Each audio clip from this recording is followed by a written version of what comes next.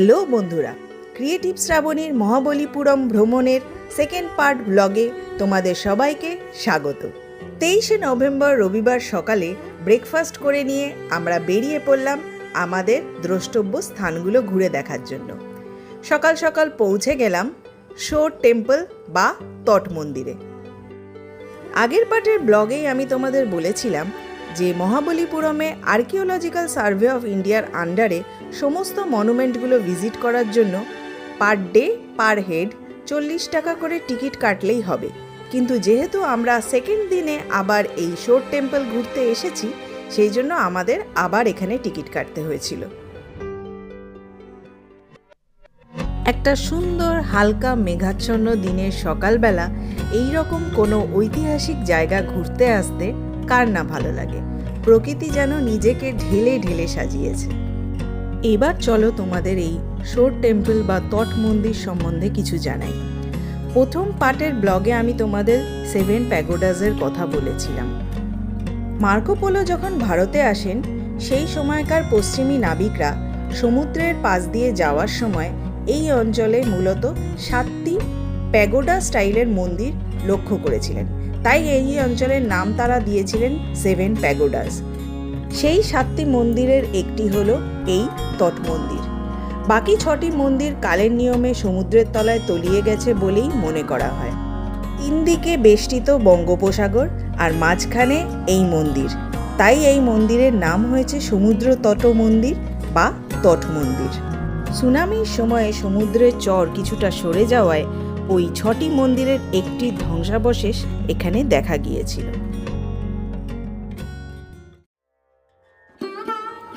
এই তট মন্দির মূলত মহাদেবের মন্দির হলেও এই মন্দিরের বিভিন্ন স্থানে দেবী দুর্গা, নারায়ণ, গণেশ এরকম বহু দেবদেবীর মূর্তি মন্দিরের গায়ে পাথরে খোদাই রূপে দেখতে পাওয়া যায়।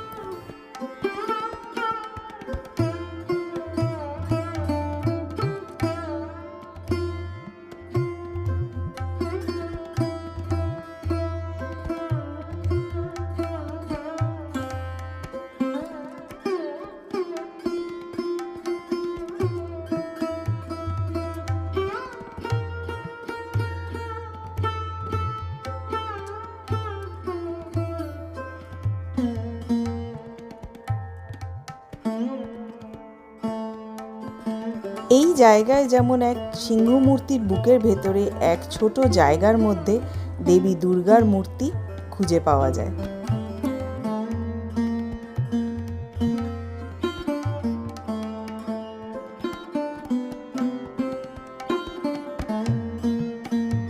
এই মন্দিরের গর্ভগৃহে যেমন শিব পার্বতীর মূর্তি দেখতে পাওয়া যায়।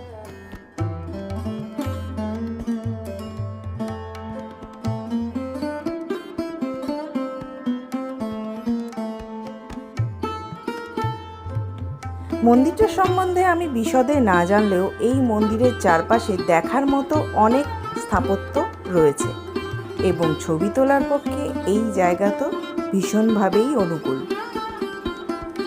বাই দ্য ওয়ে, এই মন্দিরের পাশ দিয়ে হেঁটে গেলেই কিন্তু তোমরা দেখতে পেয়ে যাবে মহাবলীপুরম বিচ। এখান থেকে বেরিয়েই আমরা পৌঁছে গেলাম এক ছোট্ট মন্দিরে। তোমরা সবাই হয়তো জানো, সাউথ ইন্ডিয়ার মন্দিরগুলোর কারুকার্য অপূর্ব সুন্দর হয় এবং তার সাথে রঙের বাহার সত্যিই চোখে পড়ার মতো। তাই দূর থেকে দেখে নিজেদের আটকাতে না পেরে ঢুকে পড়লাম এই মন্দিরে। কোন দেবতার মন্দির শুরুতে সেটা আমরা সত্যিই জানতাম না। ভেতরে যাওয়ার পরে জানতে পারলাম এটি একটি নারায়ণ মন্দির।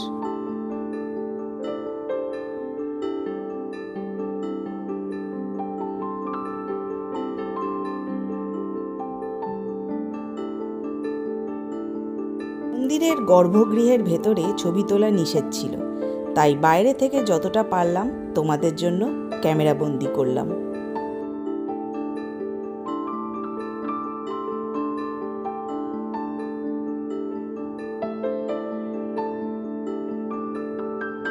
মন্দিরে পুজো দিয়ে বেরিয়েই আমরা পৌঁছে গেলাম পঞ্চরথ দেখতে। এই স্থাপত্যগুলিকে রথ বলা হলেও এগুলি আসলে কাঠের রথের আদলে তৈরি এক একটি মন্দির, যা মহাভারতের পঞ্চপাণ্ডব ও তাদের স্ত্রী দ্রৌপদীর নামানুসারে আকার অনুযায়ী নামকরণ করা হয়। যেমন এটি হলো দ্রৌপদীর রথ। ভেতরে দ্রৌপদীর একটি মূর্তিও খোদাই করা রয়েছে।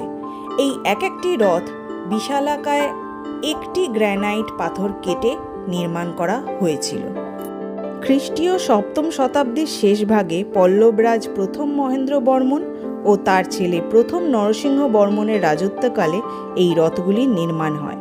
668 খ্রিস্টাব্দে নরসিংহ বর্মনের মৃত্যুর পর এই পঞ্চরথ নির্মাণের কাজ বন্ধ হয়ে যায়। এই অসম্পূর্ণতার কারণে এই মন্দির বা রথগুলি নির্মাণের মূল কারণ জানা যায়নি।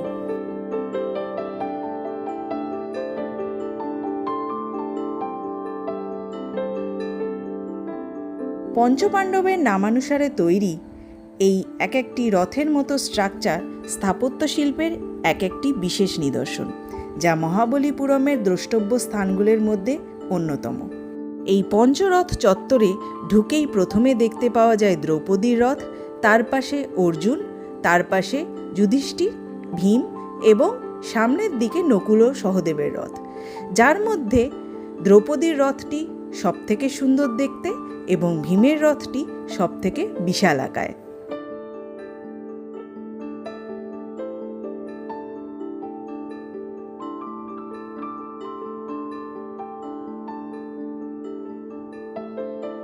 সমগ্র মহাবলীপুরম শহরে যেখানে গ্র্যানাইট শিলা খোদিত এই ধরনের পুরানো স্থাপত্যশিল্প দেখা যায়, সেখানে আধুনিক যুগেও পাথর খোদাই করা বিভিন্ন মূর্তির শৈল্পিক নিদর্শন দেখতে পাওয়া যায়। তারই কিছু নিদর্শন পথ চলতি দাঁড়িয়ে গিয়ে তোমাদের জন্য ক্যামেরাবন্দি করে নিলাম।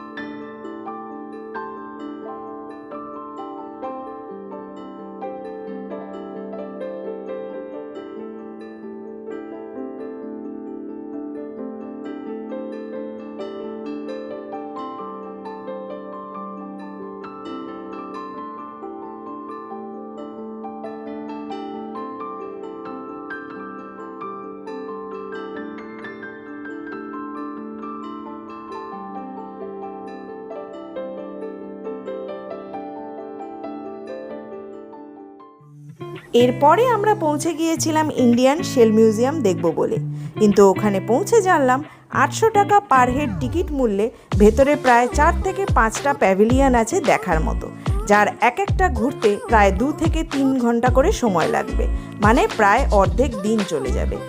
আর এইবারে আমাদের হাতে সময় একটু কম থাকায় আমরা এই শেল মিউজিয়াম আর বাকি প্যাভিলিয়নগুলো তুলে রাখলাম পরের বার মহাবলীপুরম ঘুরতে এলে দেখব বলে।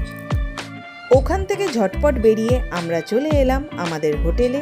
সেখানে একটু স্নানের মতো ড্রেস চেঞ্জ করে নিয়ে আমরা চলে গেলাম সমুদ্রের ধারে লাঞ্চ করতে। হ্যাঁ, একটা ছোট রেস্টুরেন্টে লাঞ্চ সেরে নিয়ে আমরা ভাবলাম এবারের মতো মহাবলীপুরমের সি বিচকে একটু বাই বাই বলা দরকার। তাই অল্প করে জলে নেমে একটু সময় কাটিয়ে আমরা আমাদের ফেরার পথে রওনা দিলাম।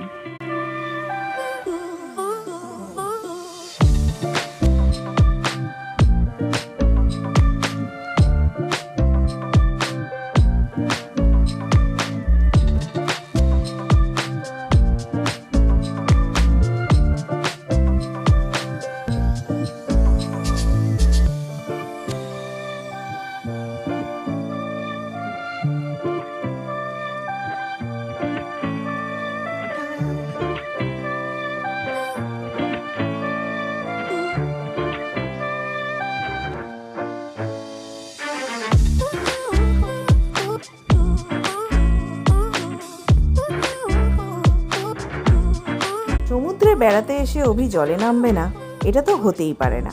ও ঠিক ওর মতো মজা করে নিচ্ছে।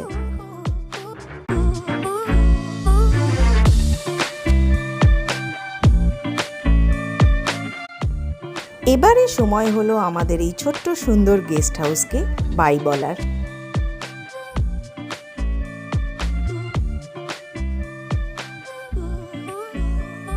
এবারের মতো এখানেই আমার ছোট্ট সুন্দর মহাবলীপুরমের ট্রিপ শেষ হলো। আবারও তোমাদের সাথে একই কতগুলো কথা বলবো।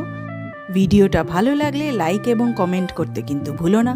চ্যানেলে নতুন হলে চ্যানেলটাকে সাবস্ক্রাইব করে দিও নতুন নতুন ক্রাফট আর ট্রাভেল ব্লগ দেখার জন্য।